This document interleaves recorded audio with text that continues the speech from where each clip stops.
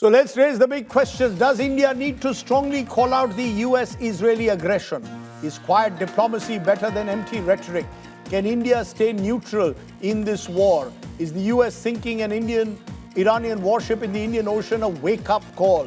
Joining me now is Ashok Kanta, former Indian ambassador to China, joins me. Brahma Chelani, strategic affairs expert. He's been writing on this. Vice Admiral Satish Soni, retired former naval commander, also with us. I want to come to you, Admiral Soni, Vice Admiral Soni first. Let's start with the warship issue. I'll come to Khamenei later.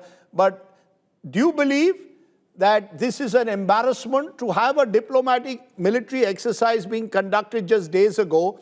The ship is on its way back and then gets targeted by a US submarine torpedo. Or do you believe this is fair game? We are in war, and when you're in war, expect the unexpected.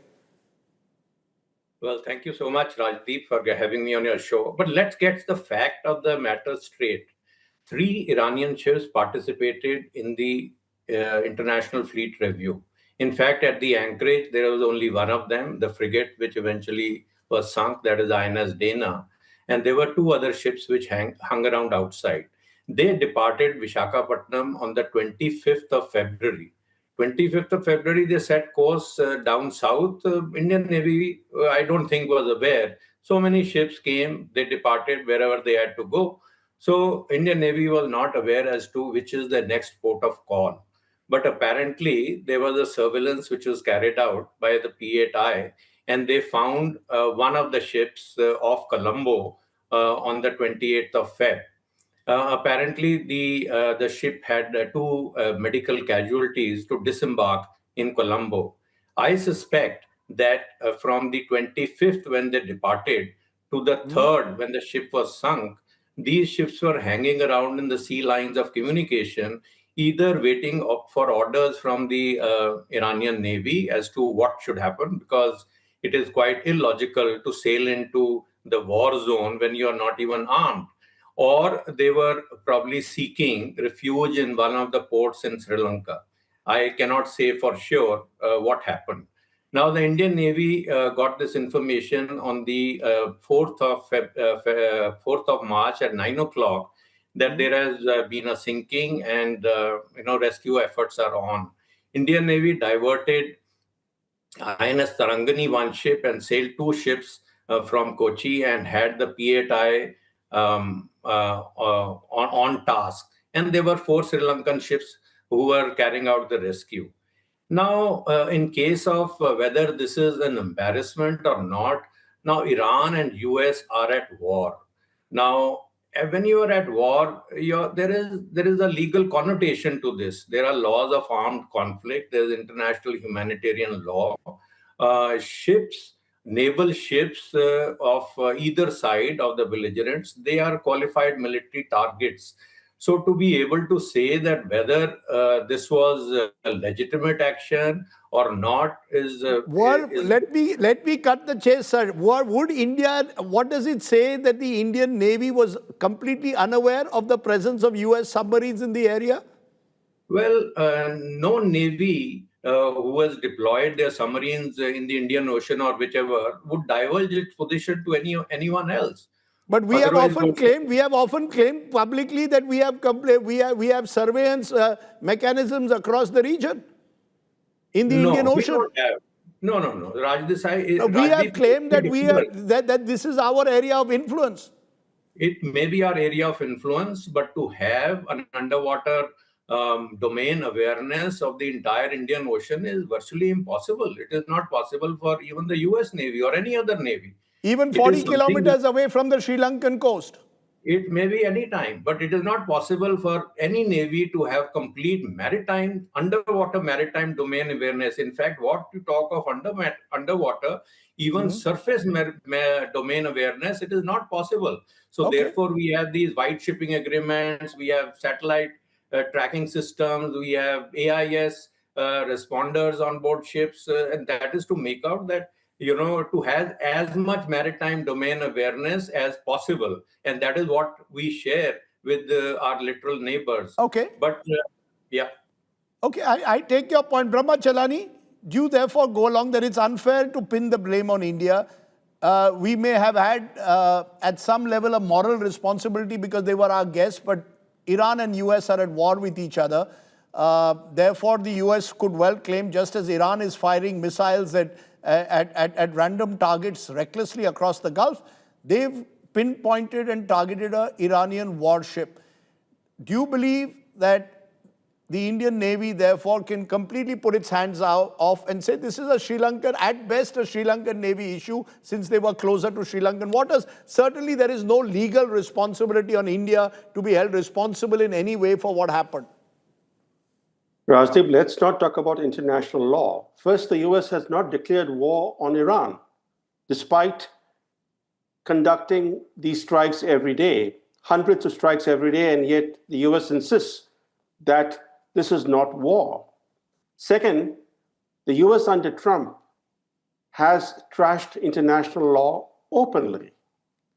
Trump regards American power as legal authority by itself. As far as the laws of war are concerned, the Geneva Conventions, they impose a clear obligation. Once a ship is sinking, the attacking party must, as far as circumstances permit, search for survivors. The US submarine instead departed the area. The least the submarine could have done was to alert the Indian Navy so that the Indian Navy could mount rescue operation. The Indian Navy statement today talks about deploying assets hours after the Iranian frigate sunk in the Indian Ocean. But look at it from the broader Indian context. In the world of Indian diplomacy, the Indian Ocean region is considered India's primary area of influence. It is India's strategic backyard. India describes itself as, quote unquote, net security provider in the Indian Ocean region. The Indian Navy is supposed to be the guardian of the Indian Ocean. Yet, a foreign power... Here you have the Navy Vice Chief telling us, look, you can't monitor every little... it's not possible to monitor the Indian Ocean like this. But look at it this way, Rajdeep. A foreign power conducting a high-intensity torpedo strike so close to Indian waters in India's maritime backyard, wouldn't that raise concerns in New Delhi? The fact that IRIS Dena had just departed from India's Milan naval exercise in Vishakhapatnam highlights a grim irony. A vessel invited by India for a friendship exercise was destroyed by India's major defense partner, the US, shortly after leaving Indian waters without India being informed about it. There was no coordination with India.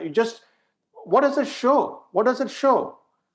That the US has effectively ignored India's role as a regional security provider. And there are larger questions because India has signed all the 4 so-called foundational defense agreements with India, like Limao, Comcasa. And the question today, the one question that we shouldn't ignore is that under these 2 military pacts, Comcasa and Limao, India and the US share sensitive maritime data. If the US attack submarine used shared data to locate and sink this Iranian frigate that had just departed Vishakhapatnam, it would represent a foundational breach of the US-India defense partnership.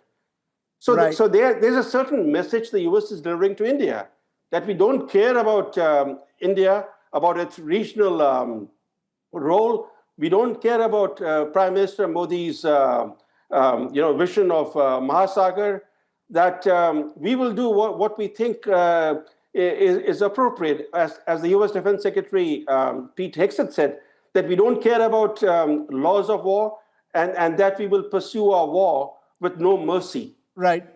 Okay, those are very strong words coming in from you, Brahmachari or Chelani, almost suggesting that this strikes at the very heart of the US-India defense partnership. You mentioned Geneva Convention. Geneva Convention 1949, Article 18. After each engagement, parties to the conflict shall without delay take all possible measures to search for and collect the shipwrecked, wounded and sick, to protect them against pillage and ill treatment, to ensure their adequate care and to search for the dead and prevent their being despoiled. The Geneva Convention Article 18 says, whenever circumstances permit, the parties to the conflict shall conclude local arrangements for the removal of the wounded and sick by sea from a besieged or encircled area and for the passage of medical and religious personnel and equipment on their way to that area. So India could claim they've subsequently followed Geneva Convention. But Ashok Kanta, it seems to have within 24 hours, this strike on an Iranian warship almost ensured that India has made a reach out to Iran. There's been a conversation between Dr. Jaishankar and his Iranian counterpart. And Vikram Misri, Foreign Secretary, has gone and signed the condolence book, condoling the killing of Ali Khamenei 5 days after he was assassinated. There were questions over India's silence. Has India finally been forced to speak out because of what happened? Well, Rajdeep, I would not like to see it as a cause and effect kind of situation. What happened in case of IRIS Dena is deeply troubling, no doubt about it. It's problematic on many counts, as Professor Brahmachalani has also brought out. One, as mentioned, here was a warship which was participating in an Indian, goodwill naval exercise on its way back, clearly in a non-combatant role, and it's being hit like that. There are, apart from legal issues, there are serious, strategic signaling to India that what is happening in our immediate periphery, USA doesn't quite take into account. From legal point of view, also, you referred to Article 18 of Second Geneva Convention, which has clearly been violated by US submarine. At the least, it could have alerted Sri Lankan Navy and Indian Navy, even if it didn't want to surface to help, the stricken Iranian sailors. Equally important from our point of view, it is in violation of Article 58 of UNCLOS.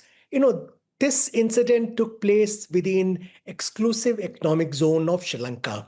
And our reading of Article 58 is that no such military activity can be undertaken without due regard being taken of interests of coastal state, essentially consent being obtained. USA has a different reading, no doubt about it. I'm aware of that.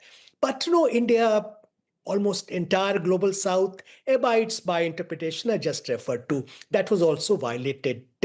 But bottom line is that what has been done in a way is a part of pattern of behavior where USA engages in activities in India's neighborhood, whether it be in Pakistan, whether it be in Bangladesh, whether it be in coastal waters, EZ of Sri Lanka So with due regard, where our concerns. No, so where does this leave the US-India strategic partnership? Where does this, as is being suggested by Brahmachalani, we have this defense partnership, and yet US has completely disregarded in a way the Indian Navy or Indian government concerns, gone ahead, torpedoed an Iranian ship, which was our guest, which was a non-combatant in that sense.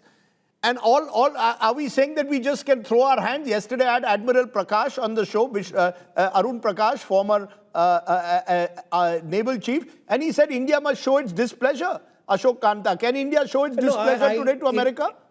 There are different ways of conveying displeasure, whether we do it publicly or we do it privately.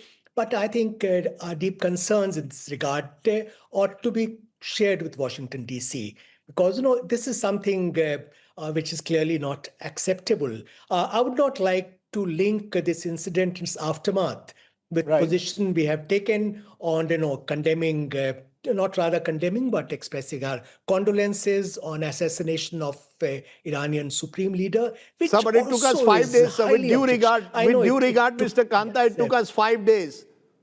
It took us 5 days to break our silence. Yes, which has its own message. And but I don't want to comment on that. There are considerations that my serving colleagues and political leadership of the country has to take into account. As private citizens, we can comment on it. That's a different matter altogether. Okay. Brahmachalani, are you surprised that do you see some kind of correlation between what happened to the Iranian warship off Sri Lanka's waters and India now signing that condolence book and making it clear that they condole at the passing away of Ali Khamenei. 5 days, there was no such comment being made. There is a connection, Rajdeep. The Indian government is facing pressure both internally and externally. Let me first describe the external pressure. The US wants India to activate LIMOA, the military pact, to support US naval assets operating in the Indian Ocean. If India allows the US to refuel or repair its ships involved in the strikes against Iran at Indian ports, it would effectively end India's claim of neutrality. If India provides logistics, that is food, water, fuel, to the US 5th or 7th Fleet under LIMOA right now, India will be seen as a logistical accessory to the US war effort. And domestically, as the opposition attacks the government on different issues, there is pressure, at least there is political pressure from the opposition to suspend LIMOA while the war rages. But LIMOA and COMCASA are the two main agreements out of the four that are at the heart of the current dilemma that the Indian government faces. Let's look at it. Let's look at it in a larger light. That what this particular episode, that is the sinking of an Iranian frigate, has highlighted, it is that India needs to reduce its reliance on Washington. As Ambassador Ashok Kanta has very rightly pointed out, that in India's immediate neighborhood, whether it's Bangladesh, Myanmar, Pakistan, Iran, or the Indian Ocean, the US and India are not on the same page. In fact, the US is working against India's vital interests in India's own neighborhood.